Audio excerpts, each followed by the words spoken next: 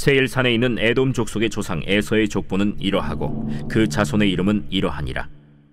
에서의 아내 아다의 아들은 엘리바스요, 에서의 아내 바스맛의 아들은 르우엘이며, 엘리바스의 아들들은 대만과 오말과 스보와 가담과 그나스요.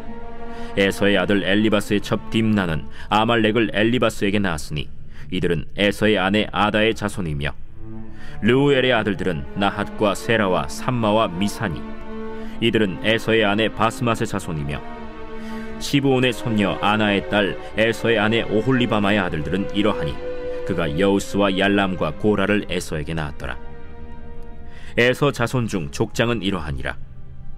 에서의 장자 엘리바스의 자손으로는 대만 족장, 오말 족장, 스보 족장, 그나스 족장과 고라 족장, 가담 족장, 아말렉 족장이니 이들은 에돔 땅에 있는 엘리바스의 족장들이요 이들은 아다의 자손이며, 에서의 아들 르우엘의 자손으로는 나핫 족장, 세라 족장, 삼마 족장, 미사 족장이니 이들은 에돔 땅에 있는 르우엘의 족장들이요 이들은 에서의 아내 바스맛의 자손이며, 에서의 아내인 오홀리바마의 아들들은 여우스 족장, 얄람 족장, 고라 족장이니 이들은 아나의 딸이요 에서의 아내인 오홀리바마로 말미암아 나온 족장들이라.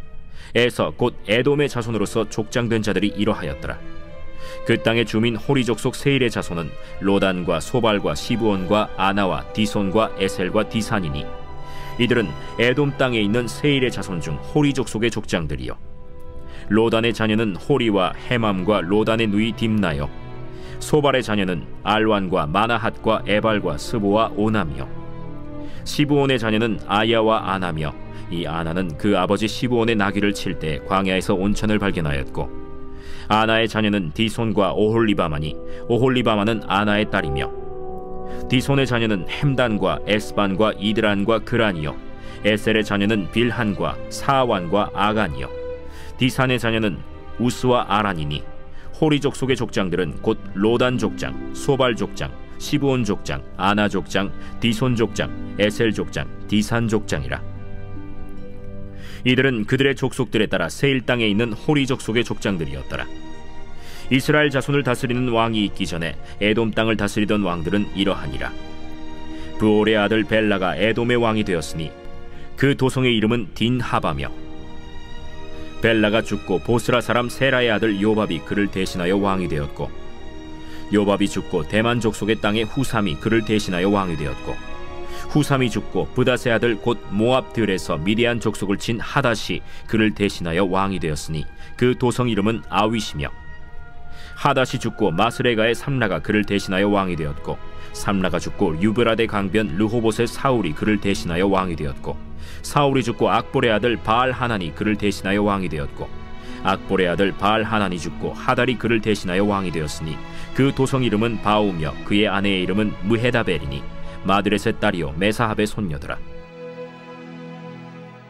에서에게서 나온 족장들의 이름은 그 종족과 거처와 이름을 따라 나누면 이러하니, 딥나 족장, 알와 족장, 여대 족장, 오홀리바마 족장, 엘라 족장, 비논 족장, 그나스 족장, 대만 족장, 밉살 족장, 막디엘 족장, 이람 족장이라.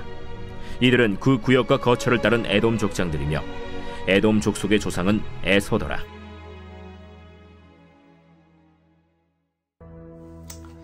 안녕하세요. 그스가족 여러분, 매일 말씀의 김예찬입니다. 오늘 말씀은 창세기 36장 9절부터 끝절인 43절인데요. 여러분, 많은 분들이 매일 말씀을 아침 시간에 들으십니다. 아침 시간에 출근하시면서 혹은 일상 가운데 들으시는데, 많은 분들이 이 잠 오실 것 같은 본문이 오늘 본문이기도 하고, 또 묵상을 나눔을 나누는 사람으로서 마음이 어려운 본문이기도 합니다. 그럼에도 불구하고 말씀에는 능력이 있고요. 우리에게 말씀하시는 주님의 마음이 느껴지는 것이 이 성경입니다. 여러분, 예수님께서 행적과 또 우리가 주님을 따라갈 때 어떻게 따라갈지를 볼 수 있는 복음서, 또 우리가 기도하고 예배할 때 주님께 어떻게 교제해야 될지 가르쳐주는 시편, 또 이 고난과 삶에 대한 지혜를 가르쳐주는 지혜서들 등등등등 성경에 담겨있는 그 의도들과 목적들을 볼 때 우리의 인생이 하나님과 함께 교제할 수 있다는 것을 알 수 있는데요.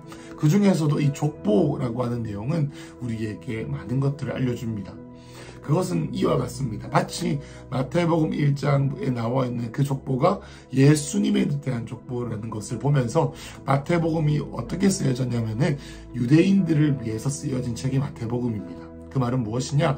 아브라함으로부터 이 예수님, 아담으로부터 예수님에 이르기까지 있었던 그 족보를 보면서 예수님은 유대인들의 합법적인 메시아로 오신 유다 지파의 조상이다, 여자의 후손이다 라는 것을 말해주고, 또 창세기에 나와 있는 아담 셋과 그리고 가인의 후손들에 대한 얘기를 하면서 세상 사람들은 가인의 자손들은 어떤 삶을 사는지, 어떤 이름을 짓는지를 들었고요. 또 이 셋의 자손을 얘기를 들으면서 약속의 씨앗의 삶을, 자녀의 삶은 어떤 삶인지, 이런 것들을 우리가 볼 수 있다라는 것을 알 수가 있습니다. 여러분, 여기 나와 있는 에서의 족보 역시 읽으면서 우리는 많은 것들을 알 수가 있습니다. 여러분, 여기서 우리는 야곱의 족보와 에서의 족보를 다 보진 않지만은 에서의 족보만 볼 때 우리는 이것을 알 수 있습니다. 하나님께서는 에서, 다시 말해서 약속의 자녀가 아닌 그러한 자들을 어떻게 바라보시는지, 성경은 하나님의 약속의 자녀들과 이 세상의 자녀들, 하나님의 약속으로부터 떠나서 세상에서 떵떵거리는 것처럼 보일지 모르겠지만, 세상으로 보기에는 힘 있는 자일 것처럼 보일지 모르겠지만, 하나님의 약속으로부터 멀어져 있는 자들에게는 어떤 관점이 있는지에 대해서 우리도 볼 수가 있습니다. 여러분, 첫 번째, 우리가 9절에 보시면은 세일산에 있는 에돔 족속의 조상 에서의 족보는 이러하고, 그러면서 쭉 이렇게 자손들의 이름이 나오게 되죠. 여러분, 우리가 이것을 읽으면서 기억해야 되는 것은 바로 이것입니다. 여러분, 에서는 그의 손자들과 그들의 이름만 기억하고 그들이 어떤 삶을 살았는지, 어떠한 삶의 여정이 있었는지에 대해서는 그렇게 중요하게 다루지 않는다라는 것을 알 수 있습니다. 여러분, 야곱이라는 사람이 원래는 그렇게 신앙적으로도 하나님께서 보시기에 믿음의 조상이 되지 않을 만한 사기꾼에 불과했던 그런 사람이었지만, 하나님께서 하나님의 약속 안에, 하나님의 부르심 안에, 하나님과의 여정 안에, 하나님과의 관계 안에 있으니 그가 저지르는 실수도 역사가 되고, 그가 저질렀던 돌파도 역사가 되고, 그가 벌었던 재물들도 세상 사람이 볼 때는 초라해 볼지 모르고 상대적으로 에서에 비해서는 가난할지 모르나, 그럼에도 불구하고 하나님께서 주목하시는 사람, 주목하시는 실패, 주목하시는 성공, 주목하시는 돌파가 있다는 것을 우리는 꼭 기억해야 합니다.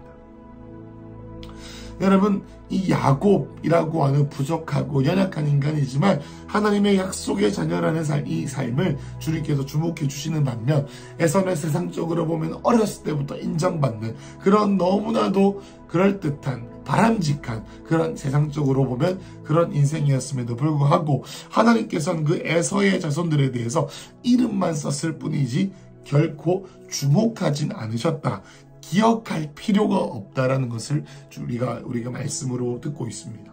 그렇습니다.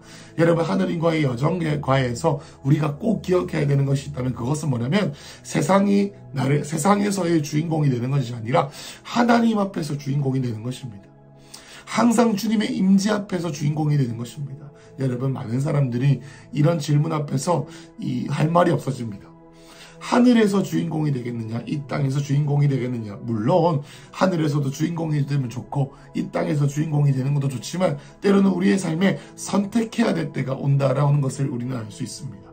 이 땅에서의 주인공이 되기 위하여서 하늘에서 주인공 되기를 포기하고, 이 땅에서 우리가 원하는 것을 얻기 위해 하늘의 양식들을 포기하고 하나님의 약속들을 포기하는 일들이 얼마나 많은지요. 그럼에도 불구하고 주님께서 우리에게 말씀하시는 것은, 사랑하는 아들아, 사랑하는 딸들아, 세상에서의 주목과 족보를 주목하지 말고 나의 약속의 통로가 되어라 라고 말씀하십니다. 그렇게 쭉 에서의 그런 족보들과 에돔 족속이 자리 잡기까지의 이야기들이 나오게 됩니다. 15절에 보면은 에서 자손 중에 족장들이 이러하다라고 나옵니다. 족장들은 엘리바스의 자손, 대만 족장, 이렇게 사람들의 이름들이 나오면서 성경은 역사적인 사실입니다, 여러분. 그 당시에 이 세일 땅, 세일 산지라고 하는 이 사해 오른쪽에 있는 그 지역에 있는 이런 땅들을 차지했던 에서의 이 자손들이 어떤 삶을 살았는지에 대한 얘기가 나오는데요. 그 중에 하나는 무엇이냐면 이 에서의 자녀들이 족장이다라는 것입니다. 족장. 여러분, 족장이다라는 것은 많은 군인들을 거느렸던 두목과 같은 단어들을 썼습니다. 그 말은 무엇입니까? 에서는 어렸을 때부터 하나님을 믿었던 것이 아니라 자기가 거느렸던 칼을 믿고 살았습니다. 여러분, 명예로운 이런 칭호들 있잖아요. 족장 같은 것들. 여러분, 이런 칭호들, 사람들을 높이 끌어올려주는 이런 말들은 사실 우리 영적인 공동체가 아니라 세상에서 먼저 시작되었다는 것을 볼 수가 있습니다. 여러분, 이러한 칭호들, 사람들로부터 인정받고 칼로 명예를 차지하는 이러한 인생들을 에서의 자손들이 살았다는 것을 볼 수가 있습니다. 그리고 우리가 잘 아는 것처럼 이 야곱의 자녀들과 에서의 자녀들이 서로 다른 길을 걷게 되었죠. 여러분, 이 에서의 조소인 에돔 족속은 20절에 보시면은 그 땅의 주민인 호리 족속 세일의 자손은 로단과 소발과 시본과 아나와 축 이렇게 나오면서 21절에 호리 족속의 족장들이요 이렇게 나와 있는데요. 여러분, 여기서 호리 족속이라고 하는 단어가 나왔습니다. 여러분, 여기서 호리 족속이라는 것은 원래 이 세일 땅의 원주민이었다라고 합니다. 그런데 이 에서의 자손들이 호리 족속들과 함께 섞이게 살면서 이 호리 족속이라고 하는 사람들을 점점 더 내쫓으면서 이 에돔 족속, 에서의 자손들이 결국에는 이 땅을 점령했다고 합니다. 여러분, 에돔 족속은 에서는 원래 이방인들과 결혼하면서 이방과 섞이면서 결국에는 그들의 세상적인 야만적인 방법으로 결국에는 이 세일 땅을 차지하게 되죠. 그러면서 이 호리 족속이 이 에돔 족속에게 멸망을 당하게 되면서 결국에 이 에서의 자손인 에돔 족속이 이 세일 산지라고 하는 것을 정벌을 해버리게 됩니다. 그러면서 무슨 얘기가 나오냐면 31장에 보면은 이스라엘 자손을 다스리는 왕이 있기 전에 에돔 땅을 다스리던 왕들이 있다. 그렇게 되면서 에돔 족속이 호리 족속을 쫓아내고 이 나라를 왕국으로 만들게 됩니다. 물론 우리가 이스라엘이라고 하는 이 왕국처럼 절대군주가 있고 그것에 통치함을 받는 백성 그와 같은 형태는 아니었고요. 각각 족속별로의 족장들이 있었고 그 위에 군림하는 왕이 있었다라는 것을 볼 수가 있는데요. 여기서 중요한 것은 무엇이냐면 이스라엘 자손을 다스리는 왕이 있기 전에 에돔 땅을 다스리는 왕들의 이름이 쭉 이렇게 나오게 됩니다. 그러면서 이제 43절까지 이어지는 거예요. 여러분, 여기서 우리도 왕이 있었다라는 것을 기억해야 합니다. 여러분, 이스라엘 자손들을 다스리는 왕은 언제 나옵니까? 이것보다 훨씬 나중에 약속의 땅 가나안을 점령한 그것도 아니고 사사시대를 지나서 사무엘이 그 다음에 사울에게 기름 부은 그제서야 드디어 이 왕이라는 존재가 이스라엘 역사 가운데 나타나게 되었습니다. 그러면서 또 족장시대가 있고 이렇게 아무튼 이 왕이라고 하는 절대군주제, 그 당시에 보면 왕이라는 존재는 이 세상의 트렌드 같은 그런 것이었어요. 나라를 이끌려면 왕은 있어야지라고 많은 사람들이 부러워서 블레셋을 보고 부러워서 사무엘에게 이스라엘 백성들이 왕을 세워달라고 한 것이지 않겠습니까? 그죠? 여러분, 이것을 보면서 우리는 또 무엇을 할 수 있냐면 여러분, 야곱의 자손들의 마음에서 한번 생각해 봤으면 좋겠습니다. 여러분, 야곱의 자손들은 우리가 잘 아는 것처럼 이 일 이후에 요셉이 어떻게 됩니까? 팔려가게 됩니다. 팔려가게 돼서 끝나는 게 아니죠. 결국에는 야곱이 전부 다 민족 대이동을 해가지고 어디로 갑니까? 애굽으로 내려가죠. 그러면서 기하급수적으로 늘어나는데 거기서 끝납니까? 아닙니다. 200만 명까지 늘어난 다음에 결국엔 거기서 이 고난을 당하게 되죠. 노예 생활을 하게 됩니다. 노예 생활을 하게 되면서 어떻게 됩니까? 출애굽을 하게 되죠. 가나안 땅을 밟습니다. 거기서 끝나는 게 아닙니다. 정말 치열하고 생애를 넘나드는 많은 사람들이 죽는 그러한 전쟁을 치르게 되죠. 거기서 끝나는 것이 아닙니다. 또 우상을 섬기고 이러면서 주워 터집니다. 그러다가 사사가 생깁니다. 또 주워 터집니다. 각기 소견대로 오른대로 갑니다. 여러분, 그렇게 우여곡절을 통해서 왕이라는 존재가 있는 엄청나게 갖추어진, 세련되어진, 보암직한, 사람들이 볼 때 존경받을 만한 그러한 나라가 그제서야 다윗 왕을 통해, 물론 사울을 통해 되었지만 다윗 왕을 통해 안정이 되어지죠. 여러분, 그 사이까지 몇백 년의 역사가 있습니다. 여러분, 그동안 이 에돔이란 족속은요, 이스라엘 백성들의 야곱의 족, 여러분, 배다른 이 형제로부터 나온 두 나라 아니겠습니까? 그죠? 여러분, 그런데 이 이스라엘 사람, 이스라엘 민족들이 이 에돔을 보면서 얼마나 부러웠을까요? 여러분, 생일을 보면 사람들 얼마나, 와, 저 사람들이 저렇게 지금 좀 반지르하게 만들고 이렇게 막 왕이라는 걸 만들었다, 통일을 했다, 아, 저 족장을 봐라, 너무나도 늠름하지 않느냐, 싸움도 잘하네, 돈도 많이 벌고, 아, 에서는 너무 멋있어 라고 하는 그런 인식들이, 자기 연민이, 열등감이 이 야곱 족속 안에 있었던 것을 우리는 알 수가 있을 것입니다. 여러분, 성경 시편에 보면 이런 고백들이 많이 있죠. 아삽이 이런 고백을 했습니다. 아삽의 자손이 이런 고백을 했습니다. 내가 이때까지 주님을 섬긴 것이 헛되다. 왜 헛되냐? 내가 주님을 이렇게 뜨겁게 섬겼더니 결국엔 어떻게 해요? 나는 빈털터리가 되었고, 악인들은 떵떵거리며 잘 살고, 악인들은 떵떵거리면서 잘 먹고, 악인들은 떵떵거리며 장수하기까지 하는데 나는 주님을 섬기다, 이렇게 곤고해졌다 하는 고백들을 심심찮게 볼 수가 있습니다. 그런데 이 시편 73편의 아삽이 그 중간 말미에 들어가면서 어떻게 말하냐면, 내가 성소에 들어갈 때에야 그들의 파멸, 그들의 종말, 떵떵거리면서 에서의 자손들처럼, 에돔 족속들처럼 하나님이 없는 것처럼 자신의 칼을 믿고 족장이라는 이름을 내걸고 정벌을 하고 왕을 만들고 왕국을 만들면서 떵떵거리지만 결국엔 그들의 마지막을 내가 알았다라는 것을, 결국에는 이 아삽의 자손이 볼 수 있다라는 것을 우리는 말씀에서 볼 수 있습니다. 여러분, 우리가 보는 관점과 하나님께서 보시는 관점이 정말로 다른 것 같습니다. 우리는 이 땅에서의 유한한 삶을 살면서 우리의 안목의 정력과 이생의 자랑으로 이 땅에서의 주인공이 되고 싶어 하지만, 하나님께서 우리에게 항상 도전하시죠. 하늘에서 주인공이 되어라. 내 앞에 설 때 너희가 주인공이 되어라. 이 땅에서의 상급을 바라기보다 영원한 삶의 상급을 바라라 라고 주님께서 말씀하시는 겁니다. 여러분, 야곱의 삶은 매우 고난이 길은 삶이었죠.